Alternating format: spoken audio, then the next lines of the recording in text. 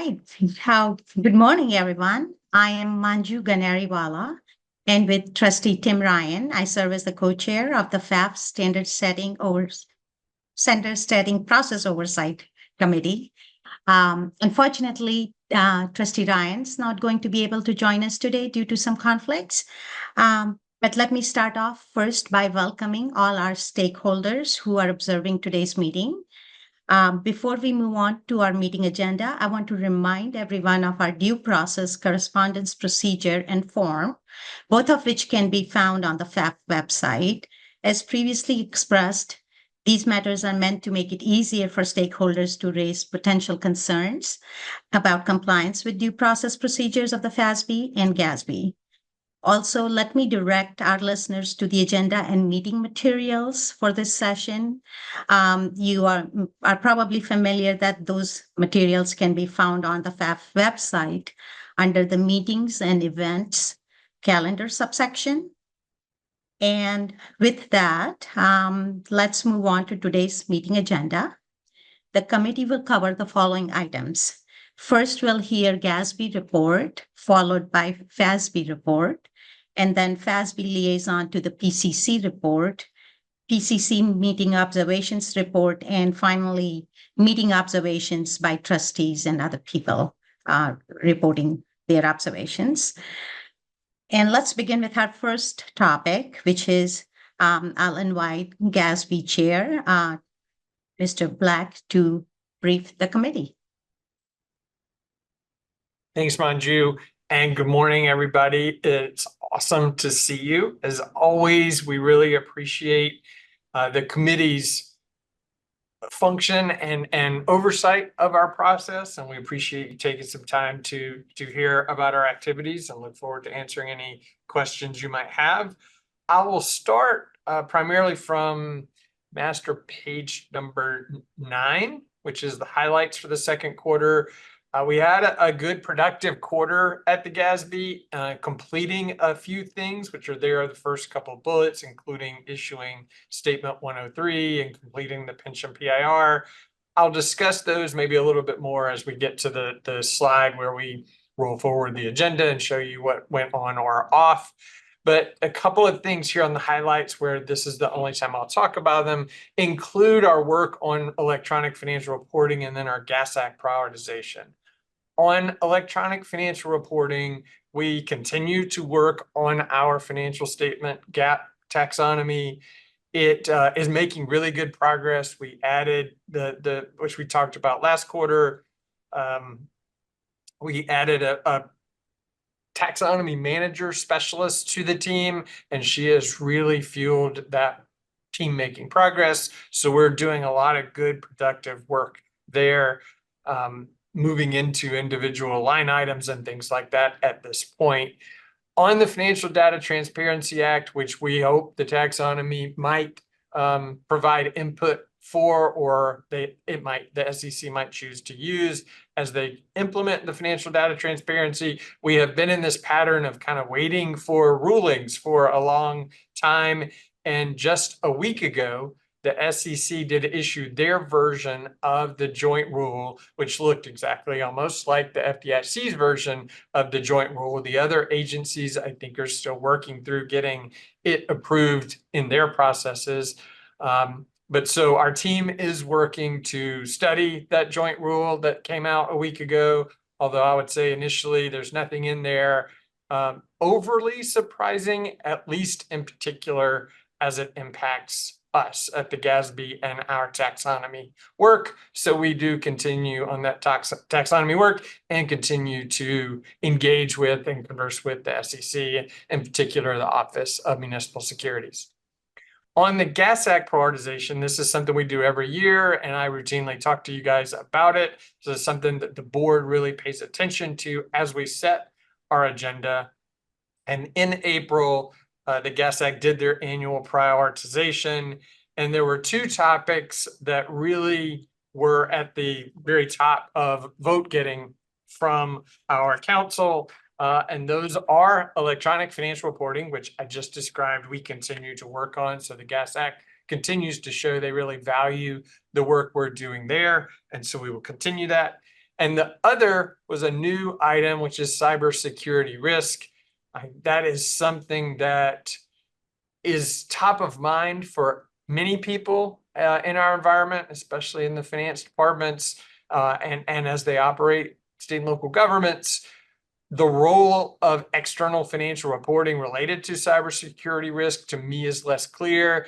And I think as you talk to the GASAC council members, as much as it's important, I think they might say the same thing, but it's something we're going to try to put more investigation into and put before the board at some point, maybe things to think about and whether external financial reporting has a role in providing information on cybersecurity risk that users could utilize and that would be important to them enough for us to add a project on it. So so we're considering this as it was a top priority for the GASAC. And so I would say stay tuned as we work through getting something like that before the board. Not on your list there, but the other things, there was kind of a second tier of prioritization there. One was the financial reporting entity, which is one of the more complicated parts of our standards. And when I talk to the council members, it is part complication because it's been amended 3 or 4 times, and part there are just some component units or separate legal entities that because of our standards roll into a government's financial report because in the standards view that the government is financially accountable for those component units. But there are some who think they have component units that they really don't have control over, and therefore they shouldn't be in the reporting entity. So I think really the complexity part of that is where we're going to focus and try to improve maybe some education surrounding it and see if we can't address some of the council's concerns in that manner. The government fund reporting was kind of the 4th ranked, and I'm going to talk about that maybe in a minute as we talk about the reporting model. And then the 5th one was implementation of GASB 96, which at the time they did the prioritization, they were just kind of coming off the subscription-based IT arrangement implementations. We continue to monitor technical inquiries related to that and concerns people might have related to that to evaluate potential implementation guide questions should we get them. So it is something we continue to pay attention to. So those were the GASAC's priorities and how we are looking at and thinking about working on. So then if you move to the next slide on master page 11, you'll see the technical agenda rolled forward. Nothing was added this quarter for this third of the year as the board approved it. I would say that might change coming up later in the year. So stay tuned as we evaluate things the GASAC prioritized and then some other things we've been monitoring where we might add a project or two here. But we did issue a few things, one being the financial reporting model project that we have worked on for a long time. And I have a slide summarizing due process in just a couple of slides, but that was statement 103. It was a long effort and we got that one done. So as a comprehensive project, it was issued and we're down to one comprehensive project. And then the post-implementation reviews, Alan will have a slide at the end of the presentation on the status of the PIRs, but 2 were issued actually in one report. We really discussed that in depth with you last quarter, just prior to issuing it, but those were the 2 pension standards, statement 67 on plan accounting and statement 68 on employer accounting for pensions. So that PIR went out and was released after our discussion with this committee and the trustees and is available out on our website. So that's the 2 coming off on PIR, the 2 different pension standards rolling into one report. So then if you move to talking about, we worked through the agenda, look at our comprehensive projects. Here is the comprehensive ones. Statement 1, the financial reporting model project, which ended up in statement 103. And then the one that is left, which is our revenue and expense recognition project. Again, a really broad project. In the end, it is going to take longer than our benchmark of 7 to 9 years as we have rolled through the past 6, 7 years of working on it.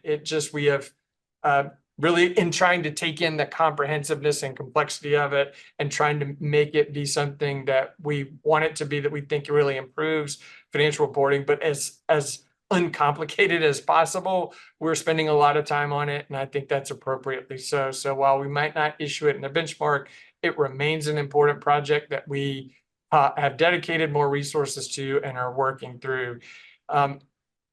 We have largely finished. I said largely. We are finished at this point now with category B transactions, which are transactions without performance obligations, taxes, grants, that sort of thing.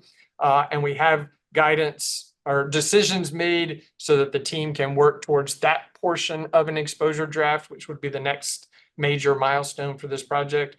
And we're starting work on the category A transactions, or those transactions that have performance obligations, and trying to take things that we've learned from our friends at the FASB on topic 606 and their implementation of performance obligations into revenue recognition, and figure out how to work that or see if it does work in our process. And so we are just beginning as a board to redeliberate what we initially came out with in the preliminary views back in 2020, and figure out how to move those forward, make decisions about what moves forward, and how to, again, make it work in the government environment and be as uncomplicated as possible, but get the results we want. So that project continues to be large and continues to move forward. On Statement 103, Master Page 13 has a good summary of our due process and all the instances that we went out and engaged with our stakeholders as we worked our way through that project. As it was a comprehensive project, we went through 3 rounds of due process. You see that breakout in the bottom left corner of the slide, an invitation to comment, which is ITC, PV is preliminary views, ED is exposure draft, and then commenting from the exposure draft. So you can see we got comments and engaged with the GASAC, with liaison meetings with different groups such as the AICPA, NASAC, NACUBO, et cetera, or the liaison meetings. We had task force meetings, which says 3 there, but in addition, the task force always sees every board paper, and their task force, their response to the team from those board papers is provided to the board as the board is contemplating making decisions. So the task force actually had input all throughout the process. Actually, at every board meeting the board talked about it, the task force had opportunities to have their input provided, but we formally met with them 3 times. And then there were 5 individual webinars. The one thing, or there's 2 things in particular this slide doesn't discuss, and even though it says we had 761 interactions with over 1,100 stakeholders, what that is missing, because we don't track it, are the average of 100 different conference presentations, GASB updates we do every year. So if this was a 10-year project, which it was, we probably did 1,000 GASB updates at conferences. And I can't imagine any of those not mentioning this project. Maybe there were a few here or there, but at least 90% plus of those would have mentioned that. In addition, we do stakeholder outreach annually with our major stakeholders. Most of that is something I do, but there are others that do a few of those too, including our Vice Chair, Jeff Praviti. And in all of those meetings, which there are about 50 a year, this project was given an update to the leadership of different stakeholder organizations through those. So those interactions aren't even in here. So there's a lot of interactions we had related to this standard. I think an interesting note is the user comments on the bottom right. That's a pretty large percentage for us for users. And you probably ordinarily wouldn't see that on our projects, because as we've talked about before, the users tend to be the hardest to engage with, although we continue to make significant efforts in trying to reach them.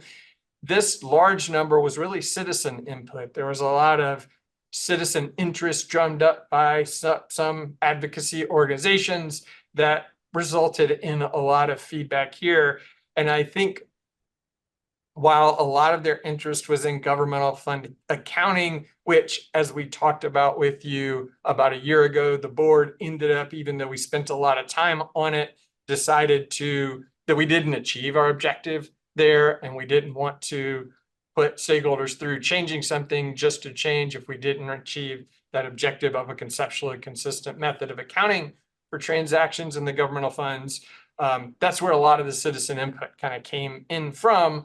I think we also considered those citizen inputs and the remaining benefits that exist, even though we didn't get the governmental fund accounting. I think Statement 103 has a lot of good improvements to the reporting model, even if maybe less broad than the governmental fund change would have been. But the two major ones I like to talk about are improvements to the management discussion and analysis, or MD&A, and then the proprietary fund income statement of revenues, expenses, changes in that position. I think we've made good improvements in both of those to try to make the information they provide better for our users. I highlight the MD&A as I'm talking about citizen users because typically in our conceptual framework, we presume that the user or reader of a government financial report has knowledge about government finance and accounting. And so we presume that knowledgeable user when we decide what note disclosures to provide and how the financial statements represent the activity. That management discussion and analysis, the board intentionally said that's a part of the document that management can use to tell their story of the financial position of a government and the activity for that year, and that they should do that trying to inform a not as knowledgeable user. So that's the section of the report where in particular we say, we get that maybe all citizens aren't knowledgeable about government finance and accounting. And in acknowledging that, we say, hey, preparer of the financial statement, really prepare this MD&A for those users. And so we tried to really think about those citizen users that participated so much in our due process as we went through Statement 103. So that's status of our comprehensive projects. With that, we'll go on to major projects, and I'll turn it over to Alan to talk about the major projects and the rest of our presentation for you this morning. I appreciate it, Joel. Thank you. And I'll touch on Master Slide 14, which is our two major projects, which is infrastructure and going concern and severe financial stress. Good news, high level, they're both tracking right on time and on project and on plan. Matter of fact, the board has right now in their inbox a pre-ballot draft of the preliminary review for infrastructure, and we should have that out on the street in a due process document at the end of September, early October. With that said, there's something on this slide I just want to highlight on the slide I think is relevant to both these projects, and it's important. You know, we passed about 2 years ago now, we passed a concept statement 7 on note disclosures. And what's in that concept statement is really about what is essential for a note disclosure. In other words, what should a disclosure have in order for us to require preparers and auditors to actually provide it and provide it to the users?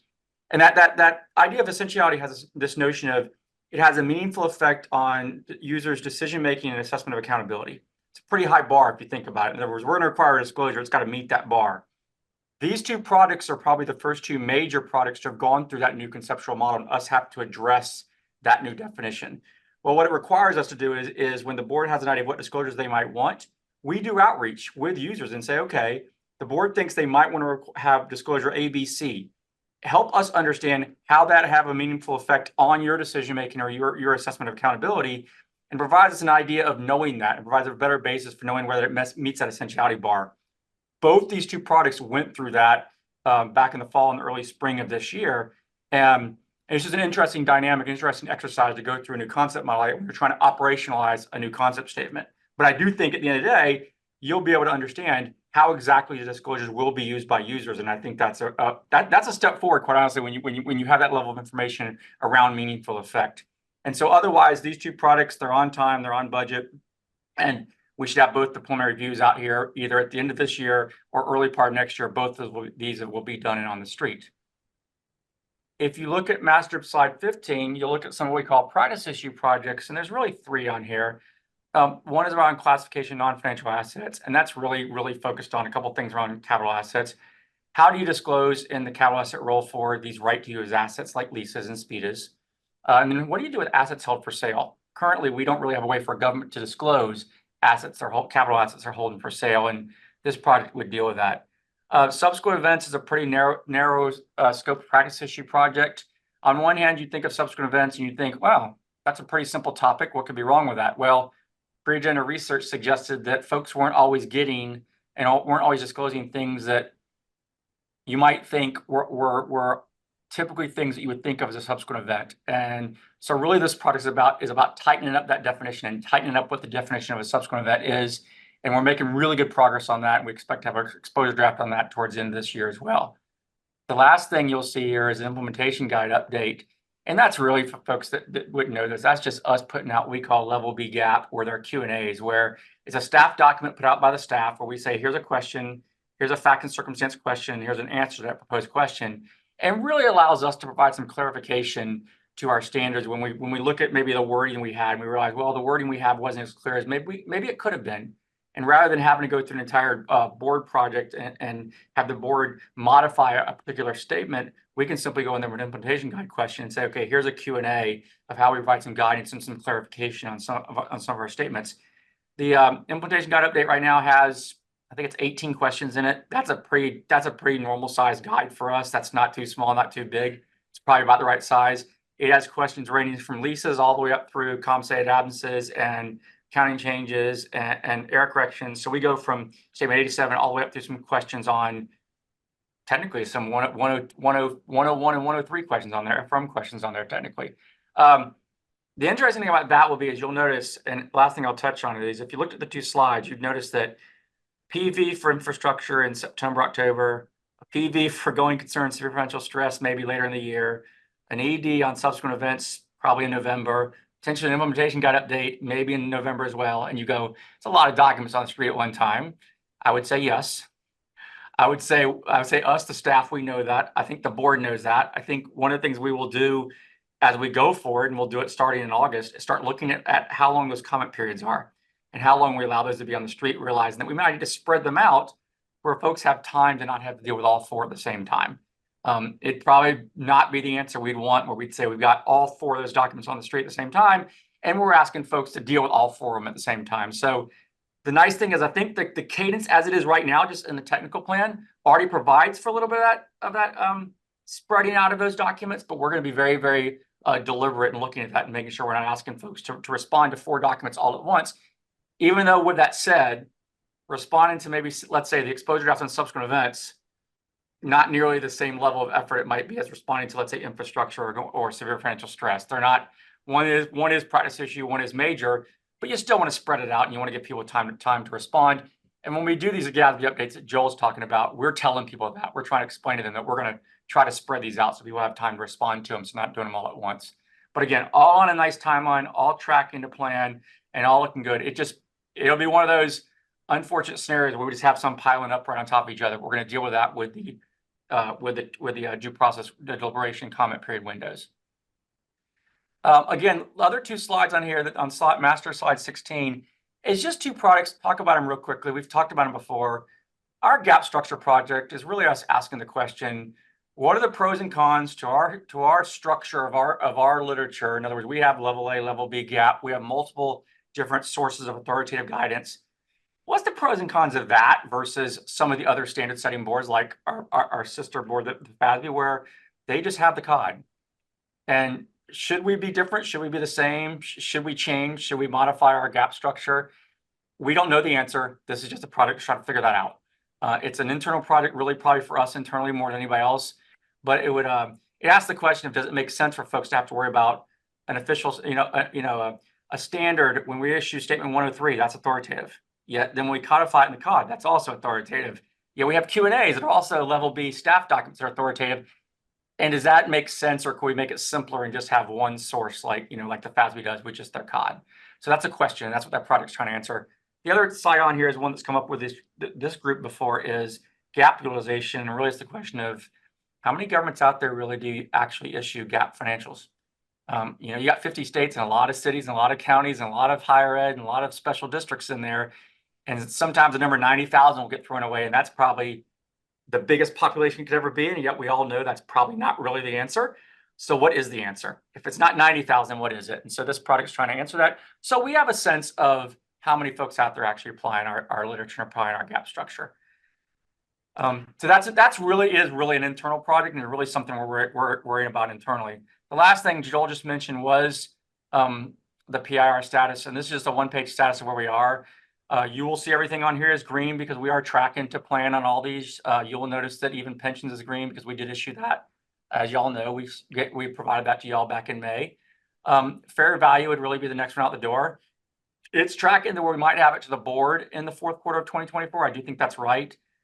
It's probably more likely that the trustees will get it in the spring of 2025, but it's still tracking to the plan of what we thought we were going to do. OPEB would be probably the next big one. We're tracking quite well on it. And then fiduciary and leases are just further behind, but that's just simply because they were the ones more recently issued, and we've got the archive research and the surveys and the cost surveys and the roundtables and stuff to do with those. And so again, they're tracking, they're further behind in terms of timeline. That would be the whole report. I'll stop, ask questions, and answer any anybody might have. Thank you both, Joel and Alan, for that comprehensive report.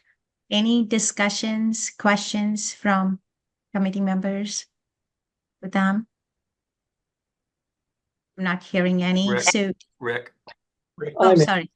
Yep. And my raise hand thing works this time. This is great. I just had a question for Joel. When you had the slide on the GASAC prioritization, and you just touched on the cybersecurity risk, and really what I have is more of an educational, for me, process question.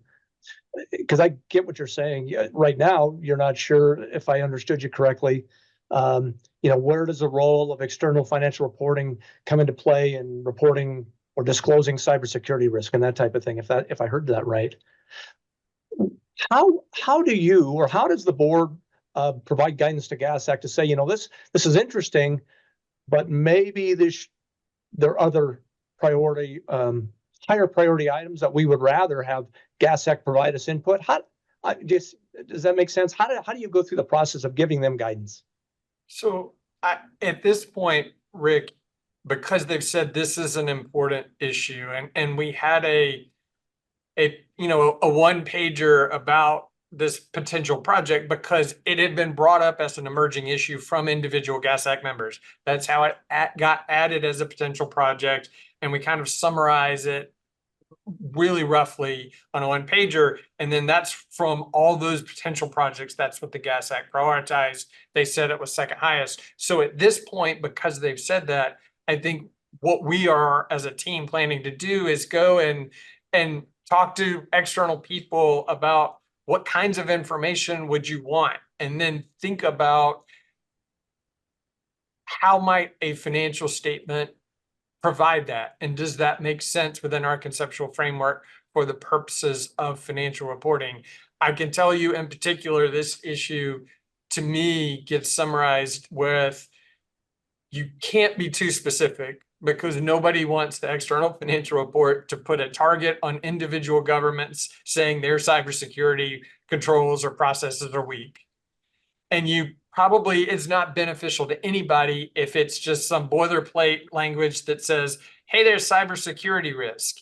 And if that's our only two options, I'm not sure that that's worthy of a project. But how we would do that is, as a team, go back and think, are those the only two options? What else might there be that's in between?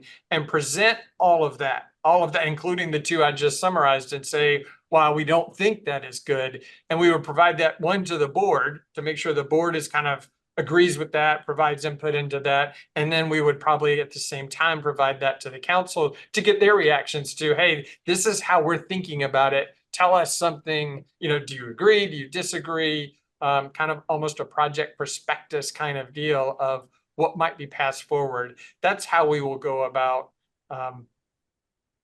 dealing with that and responding to the GASAC saying, hey, this is a high priority for us. Any other questions? I don't see any hand, but I do have a question. Joel, take you back to master page 12. the slide where you have the comprehensive projects bar graph. Do you have a sense for timing for completion of the revenue and expense recognition? Now, since that's your one major project remaining, by the way, congratulations on issuing Statement 103. So we are in the red zone, so just curious as to, what your timeline is there. We do, mind you, do have a plan. It calls for an exposure draft to come out late in 2025. I would say the November, December kind of timeframe of 2025. And then from there, we would hope to issue it by mid 27. But, with the comprehensive nature, we will see what kind of comments we get on the exposure draft and then kind of adjust from there. But that's our current planned timeline: exposure draft, late 25, final issuance, mid 27. Thank you.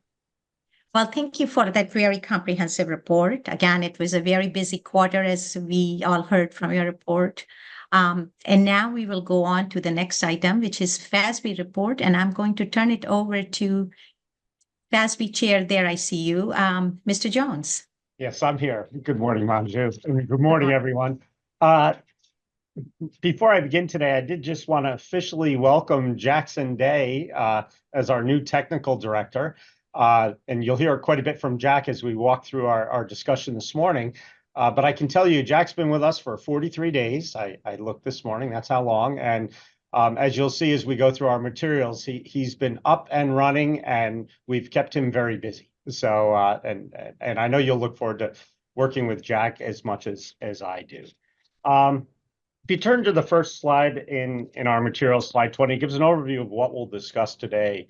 Really what we're focused on is giving you an update on our activities from a standard setting perspective, our progress on top investor priorities, and wrapping up some long-awaited projects related to the conceptual framework, which we'll be celebrating and we'll be very happy to have accomplished. And then we'll turn it over to my board member, Sue Cosper, who'll give an update on PCC activities. If you move to slide 21, this is an overview of our technical agenda. And when you look at it, you'll see there is activity during the quarter. We did add one new project to our agenda related to share-based consideration payable to a customer.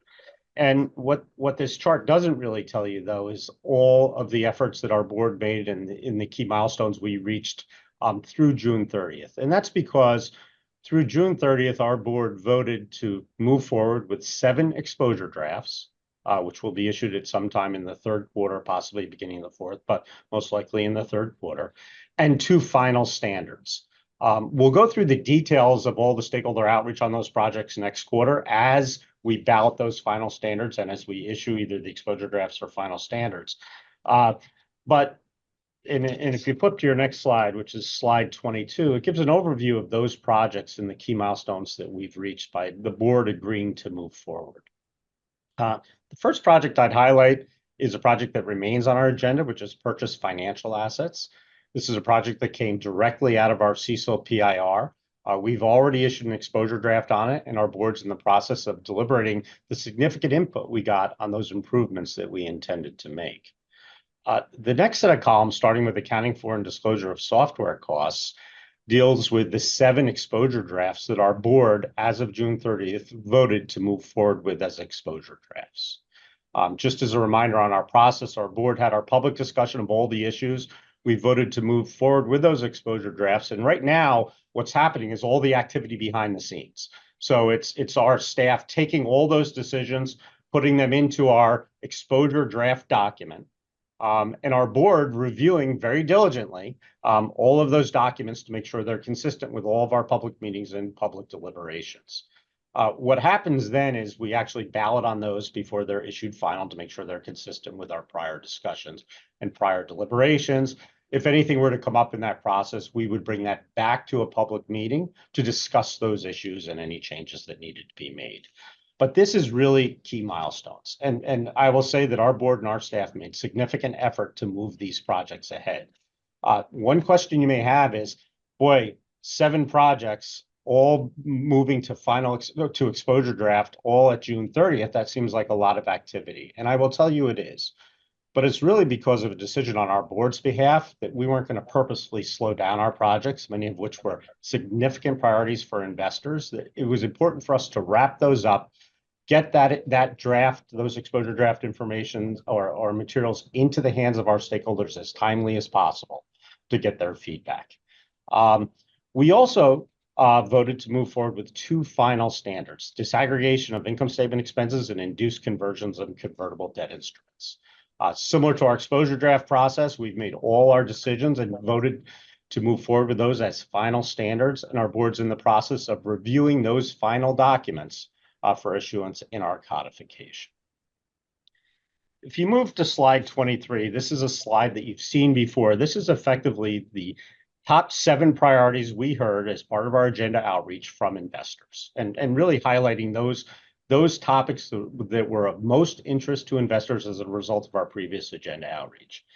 And if you walk through here, and we've added a few more colors here, and I'll explain what those are. But digital assets is a project that we wrapped up and issued in 2023. Income tax disclosures, a project that we finalized also in 2023.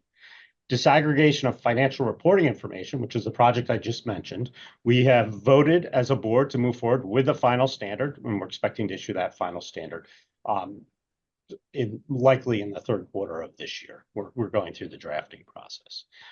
The board also voted to move forward with exposure drafts related to ESG index financial instruments, as well as sustainability credits or environmental credits in the accounting for environmental credits.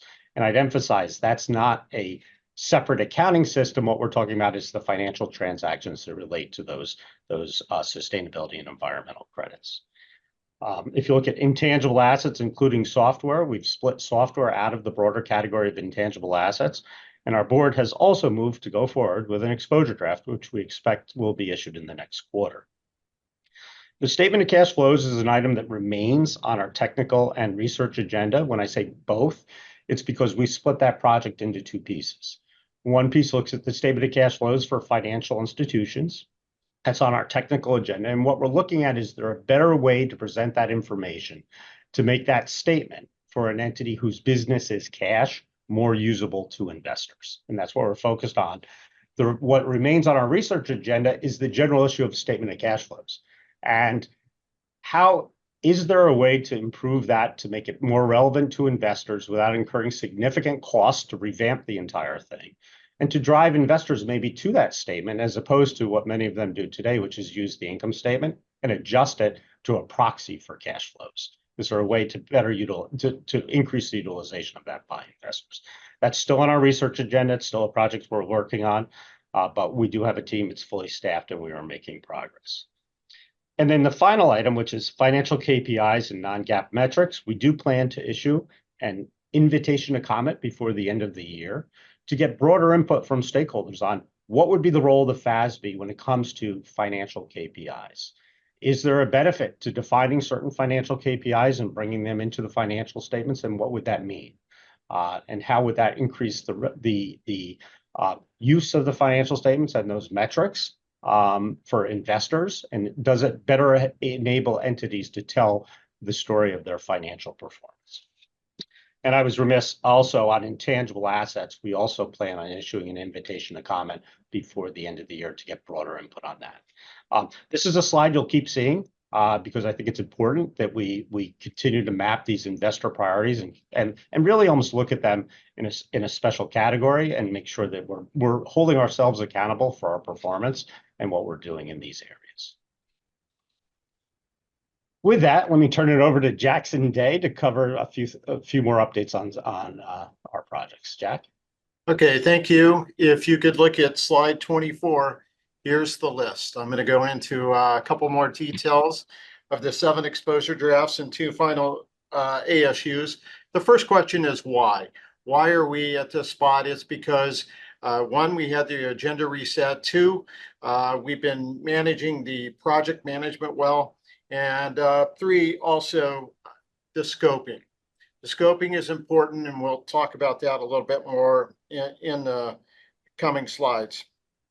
The other question that you see when you look at this slide is, oh boy, there's a lot coming out in a short time frame.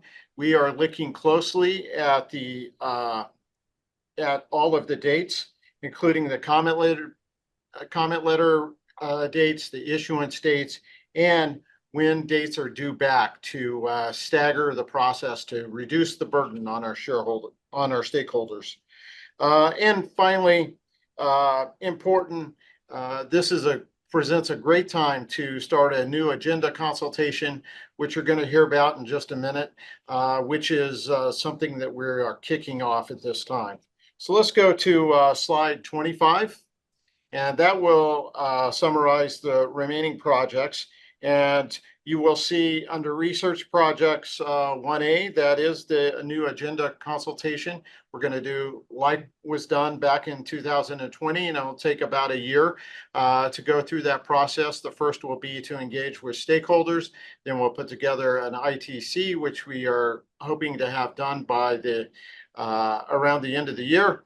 And then from there, we'll get formal comment back from stakeholders, and then analyze them, and then do analysis and allow the board to revisit what's next on the agenda. By doing these ITCs, it provides a unique opportunity to gather better information and to help the board make better decisions about both the viability of projects and also to set the scoping. To avoid too broad a scope, the right size scoping, and that helps the projects work their way through. So I'll move on to slide 26, and here's the conceptual framework. The conceptual framework is now finished. We started back in 2006 to revisit it and also fill in the remaining missing parts. The last part was measurement, and has just been finished and issued on the street. It comes to the conclusion that that multiple measurement methods may be appropriate depending on the facts and circumstances, and gives board guidelines to think about as they work their way through their projects. Remember, the framework is not one size fits all. Rather, it's all about providing a set of guidelines to help the board make quality decisions that have some sort of consistency to them to the extent possible in our complex marketplace.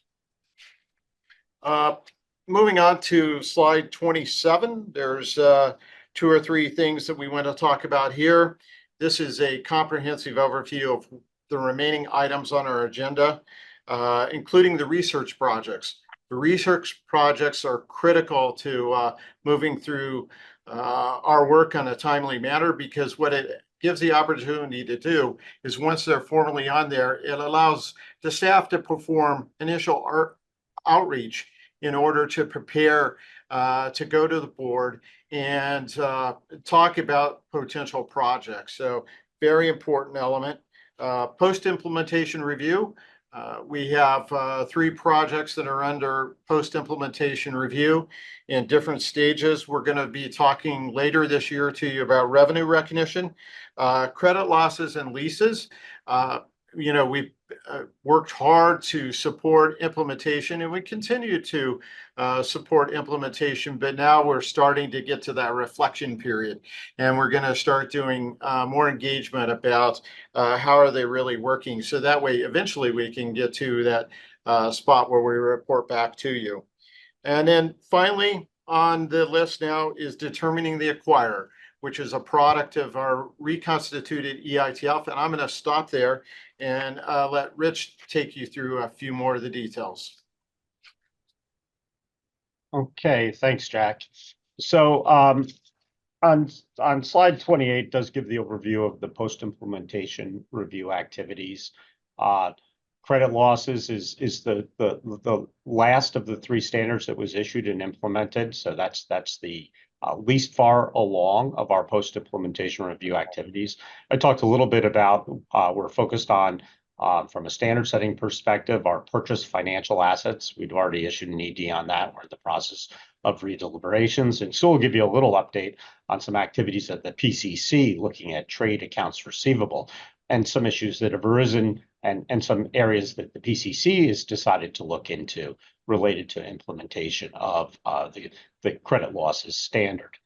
On leases, we're continuing to do outreach with our stakeholders. Leases is probably, of the three standards, the one that's gotten, let's say, the most focus from the private company community.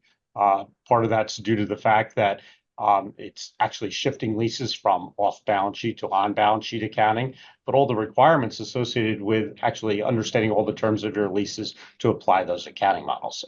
And you'll see that will likely be a continued focus of the PCC over the next year or so as they look at that standard and say, is it fit for purpose, or are there any changes that could be made to improve that for private companies? We did have a joint meeting with the IASB because this, while it's not a fully converged standard, it was largely converged, meaning the net result of both the IASB standard setting in this area and our standard setting was to bring leases on balance sheet. So this was a chance for us to share some of the things that we'd heard as part of our post-implementation review process, and for them to share with our board some of the things that they had heard. Revenue recognition is our project that's the furthest along in post-implementation review. I believe we have targeted to get back to you with a draft report before the end of the year, very similar to the report that you just saw from the GASB last quarter. We also had an opportunity, in addition to previous roundtables that we've had in different touch points, but to actually go through and understand the academic research in the area related to our revenue recognition standard, and also to have that joint discussion with the IASB, because this is a largely converged standard, to understand what they're hearing, what we're hearing, and to share that information as part of the process. Jack mentioned on the next slide the EITF. We've talked previously about the quote new EITF process. I'm very happy to say we've had a great launch. The EITF had their first meeting on June 14th. They took a look at an issue determining the accounting inquirer with variable interest entities that occurred in practice, where there was effectively a inconsistent answer with other purchase accounting answers for very similar transactions. The EITF reached a consensus, made a recommendation to our board that we add a project with a recommended solution. We brought that to our board in July. Our board not only added it to our agenda, but decided to move forward with an exposure draft with the EITF's recommended conclusion. I would tell you that's how we want this to work. We have one level of gap, as Alan mentioned earlier today, but this very talented group of people has an opportunity to see issues very often in the details of the accounting more timely than we can, to identify them and to recommend solutions that they think would work. Then it goes through our board's full due process. But when you think about it, we effectively have a very talented working group out there looking to improve financial accounting and reporting and bringing issues to our board with the recommended solutions for our board to consider. So working well. There was also an EITF agenda committee meeting just last week. They talked about two issues, one of which we'll be bringing back to our board as a codification improvement issue. So while it won't remain as an EITF project as of now, we're bringing it back to the board to consider should we deal with it simply as part of our codifications improvement. There's another issue that they're recommending the EITF add to its agenda, and we'll hear about that at the next EITF meeting, whether the EITF as a whole decides to move forward. So again, I would say working as designed, it's new. But to the extent that we can have this continuous improvement focus with all of these folks working to continuously improve financial accounting and reporting and helping our board to identify issues and solutions, I think it's a terrific win for the entire financial reporting community. Moving on to our last slide, this is a repeat. I know you've seen it before, but I do just want to emphasize that we've spent a lot of time on how we constituted our agenda, the outreach that we did as part of the 2021 agenda outreach. As Jack mentioned, we've made a lot of progress. And part of our push through June 30th was making sure that we continued on that progress. It's also an ideal time for the agenda outreach, as Jackson mentioned, because the one thing you don't want to do is do agenda outreach and have people tell you, hey, go work on what I told you to work on last time. So we've moved enough of those projects forward so that we can show the progress that we're making, we can show the direction we're going, and continue to pull our stakeholders into our process via new agenda outreach. And that's what we're focused on. So I'm very happy with the results, the accomplishments we had. I will overwhelm you a little next quarter with a little more of the stakeholder outreach on those 7 EDs and those 2 final standards. But I'm much happier to be overwhelming you with that than telling you that we hadn't made progress on all those priority projects for our stakeholders. So with that, let me pause, Manju, and see if there's any questions from the committee members. Thank you, Rich. Any questions for Rich? Rich, Trustee Reisig, go ahead. Yeah, thanks. And I always have questions, right? So, Rich, you touched on it right there at the end. So you had the 7 proposed ASUs that are coming out, and I get the challenge that you have, because you have folks saying, come on, FASB, you guys need to do something. And then you have folks saying, wait a minute, FASB, you're doing way too much. You're giving us too many things to worry about. But when I look at those, and you're right, it's better to have make progress, right? But when I look at those, could a response to those who think that there's too much on their plates to decipher, to provide comment on exposure, would an argument be fair to say, well, a lot of those are kind of targeted, and so someone like me, I may not touch but 1 or 2 of the 7, where someone, from Jack's position, in his former position, might be all 7. I mean, is that a fair response? I think all of our stakeholders use their judgment on what they do and don't weigh in on, Rick. So absolutely right. I think one of the things that Jack mentioned is we've been very careful on the timing of the comment periods, so that people can weigh in on them, right? And you're absolutely right. We did, as our board added these projects to our agenda, we scoped them to deal with what we thought was the most critical need. So by definition, they may be narrower than, for example, boiling the ocean to cook the fish, right? We didn't do that. We actually focused in on what we thought was the critical need. So I think that helps.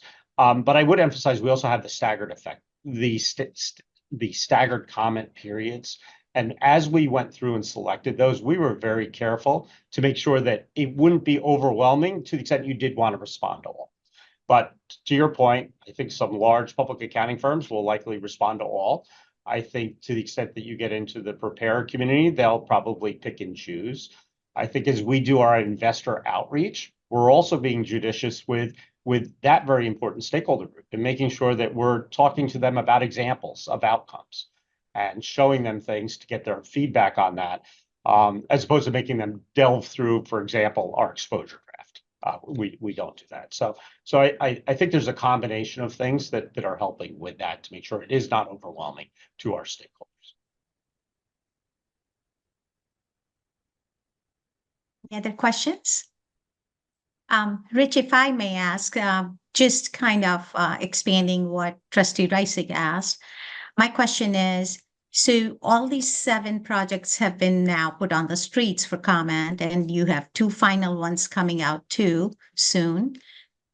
What are you hearing from different groups, different stakeholder groups? Are you starting to hear things like, hey, FASB, what are you doing? On one hand, folks want FASB to, be timely and act in a timely fashion. But I'm just curious as to, if you have started hearing something from different groups. Just feedback. Yeah, Manju, I would say I don't think we're hearing from our stakeholder groups that they're overwhelmed based on our projects, right? Based on the ones that we have here. Mm-hmm. That being said, it's not lost on me, and you'll hear a little bit about this from the PCC, that there were 3 large standards that private companies just implemented, right?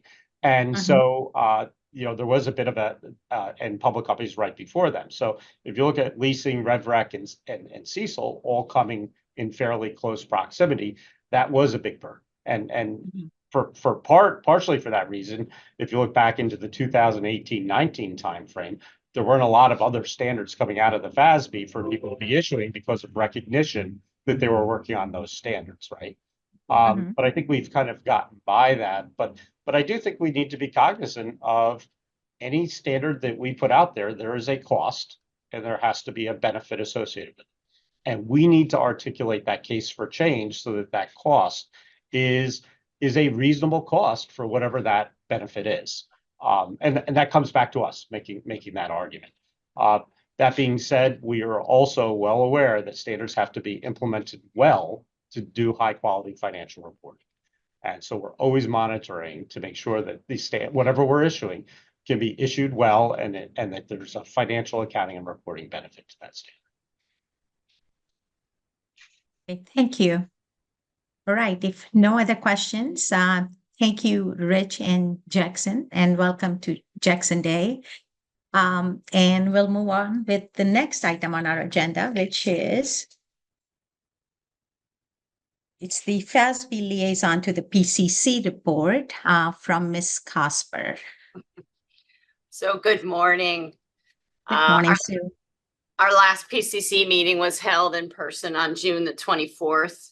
And at that point in time, the PCC also had a joint meeting with the SBAC, which is the FASB Small Business Advisory Group, also on June 25th.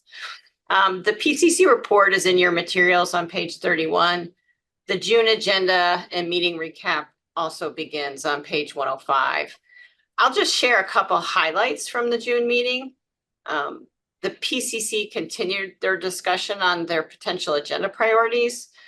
They reaffirmed support for research on projects that will be discussed further at the September meeting, including the application of CECL or expected credit loss standard to trade receivables and contract assets, and a revenue recognition presentation issue on conditional retainage and overbillings.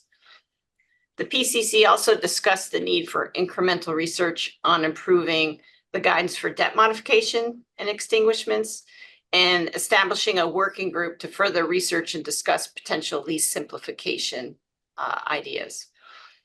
The PCC also discussed recent decisions made by the FASB on a variety of other projects.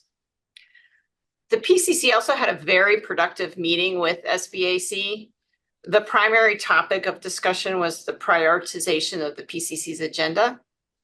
There was also joint discussions on the FASB's projects on software development costs, government grants, derivative scope refinements, and accounting changes.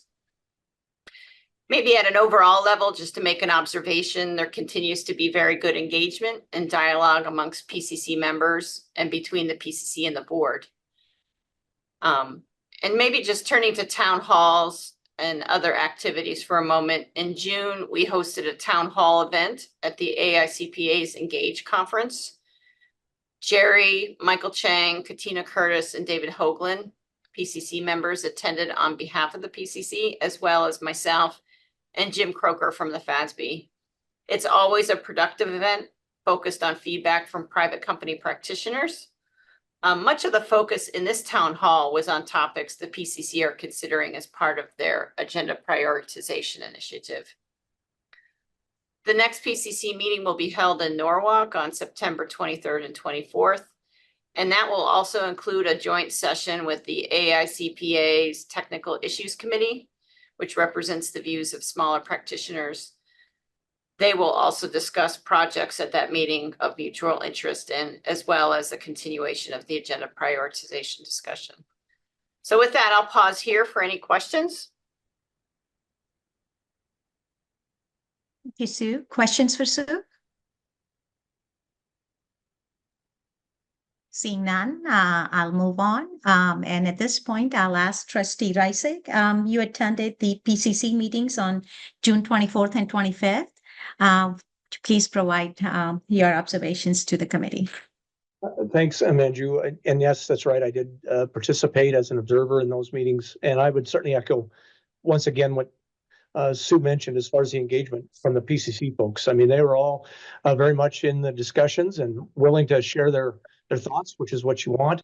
And similarly, all the FASB members were very participatory in the sessions too. There was two things I wanted to highlight, and I always try to pick out a couple of things just to share with this group on the meeting. And one was the discussion that they did have regarding leases. And the only thing I wanted to mention there, just as it should work, is that there was a topic that was described or discussed from the PCC standpoint, and Rich provided some guidance to the group, and then Sue concurred with Rich on how to narrow or help, or how the PCC might help the FASB staff in the PIR process. And again, I think that's just excellent when FASB members can give guidance to the PCC on how they can be more effective in what they're providing. And that was excellent.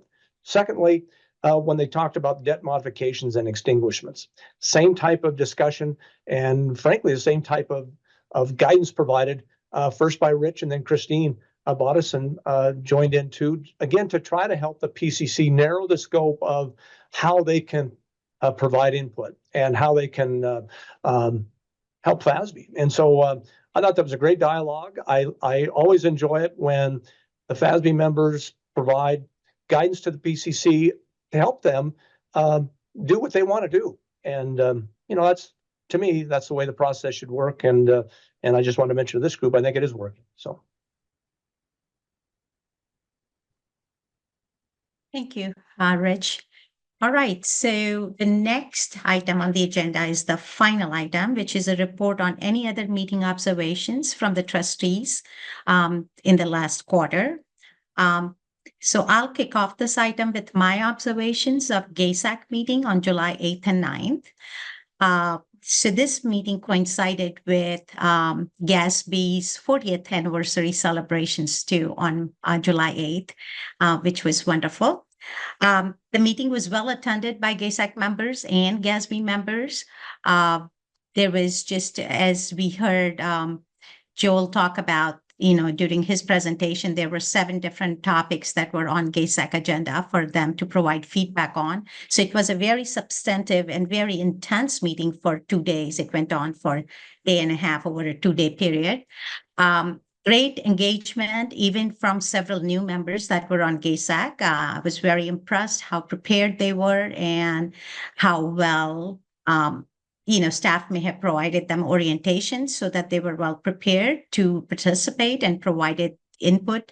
There was just, participation from majority of the members and different views, long discussions, but at the end, they would kind of come to consensus on, what exactly the GASAC group wanted GASB to do on certain things. They provided overall input and feedback to GASB, but also some on technical matters like, okay, well, if you're going to provide some examples, it's not very helpful if you do in this manner. We'd like you to do it in short vignettes, shorter examples, and not lengthy ones, kind of. So it was again, well attended, great engagement, and great feedback provided to the GASB. I was very, very pleased and thrilled to see that level of engagement. So that is my report on GASAC. I'm going to call on Trustee Marion G., who observed the GASB meeting on July 10th, and then Trustee Beth Pierce. And I observed the GASB meetings on July 10th and 11th, and I'll ask Beth to chime in after Trustee Marion G. provides his observations.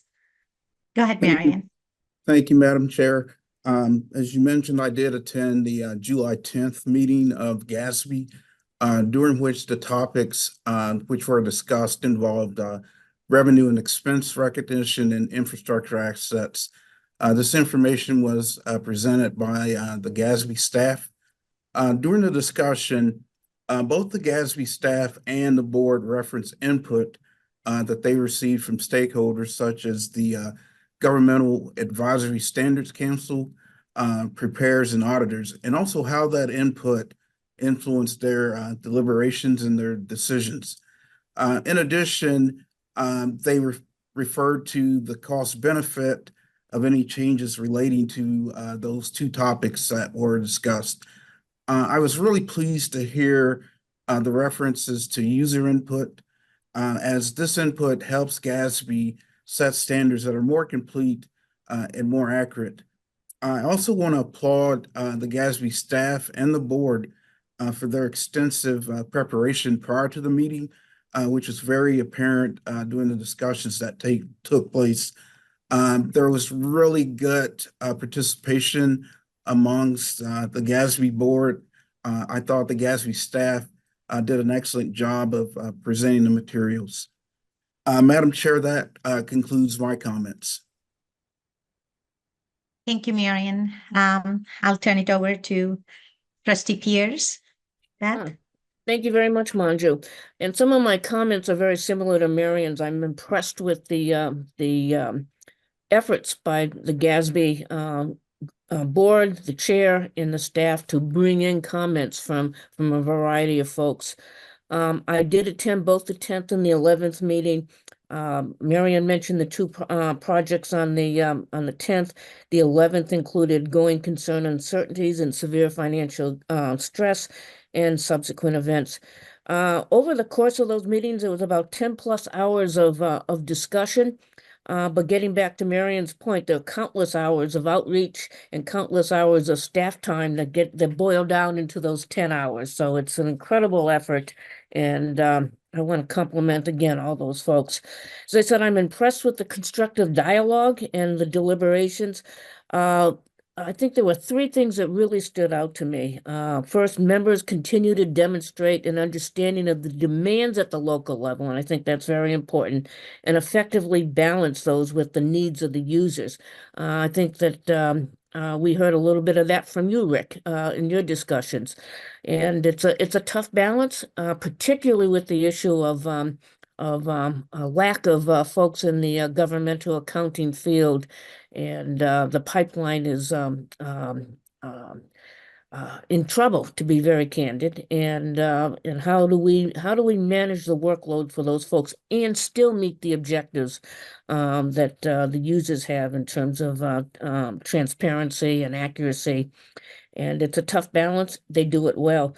And I think part of that is the board, second, which is the board is cognizant of the cost benefits of each project. Again, that was something that Rick mentioned, and in their group as well. And I think that that's very important.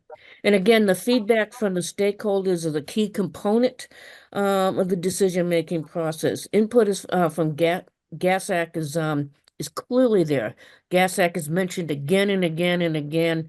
Just the fact that infrastructure assets are on the agenda was something that was brought up in emerging issues in the prior year with GASAC. So they're taking the input, they're working with it, they're incorporated into the process, as well as all the time that Joe and company spend at the various stakeholder meetings. The materials that they put out there for comment, it's a good process, and it really boils down to a very good deliberative process that you see at the meetings. As I said, I am impressed with what they've done. Challenges ahead again with the workload that is existing at the local level, and balancing that cost benefit equation that's in the forefront and of the decision makers. And I'll stop there and be happy to answer any questions that you might have. Any questions for any one of us? Okay. Next, I'm going to ask Trustee Mike Rawlings to share his observations of the GASB meeting on July 31st. Mike?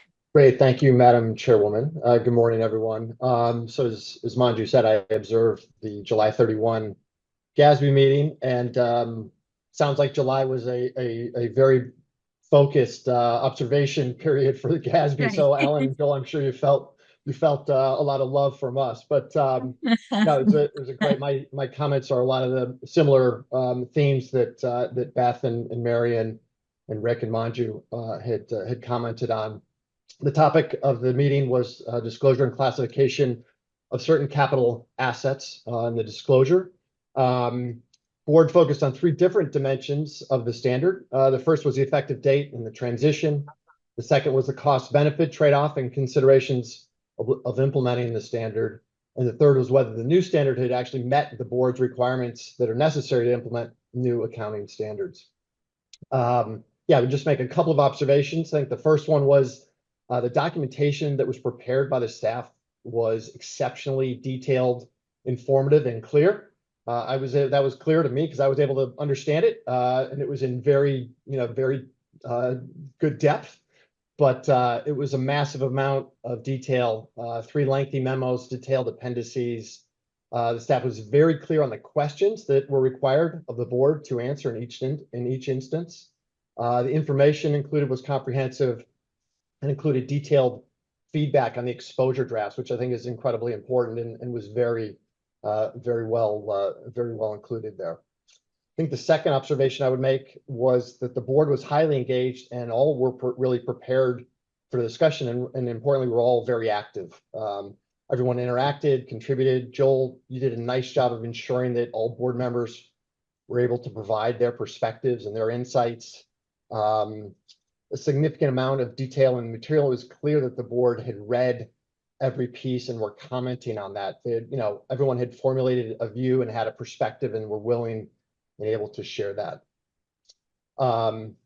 Joel, you ensured, I would say, inclusivity and collaboration on all the topics, as evidenced by the fact that you had the board vote a couple of times on specific questions on wording on 2 separate topics. So from my mind, it couldn't have been any more inclusive than that. And you were very ensuring that the board was able to voice their view and be heard. I would say my final observation is the commitment the board displayed to establishing the highest standards. They didn't delegate the work to the staff. They were rolling up their sleeves, pulled together a significant amount of work. They were heavily involved, as I've mentioned, deep into the elements of the specifics. They literally went line by line and paragraph by paragraph to ensure specific words and phrases were clear. They were editing table disclosures. Hadn't seen that one before.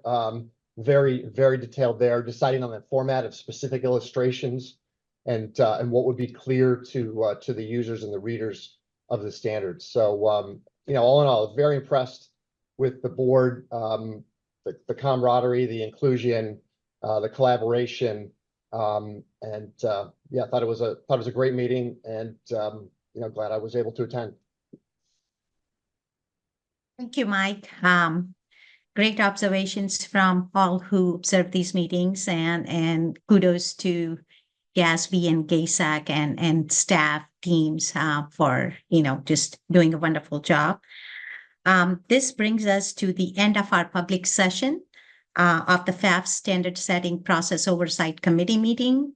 Again, many thanks to those who joined us for today's webcast. Please note that the next Oversight Committee public meeting will be held in Norwalk, Connecticut on Monday, November 18th. Well, hope to see you then, or hope you'll join us then. Thank you. And with that, our public session's over.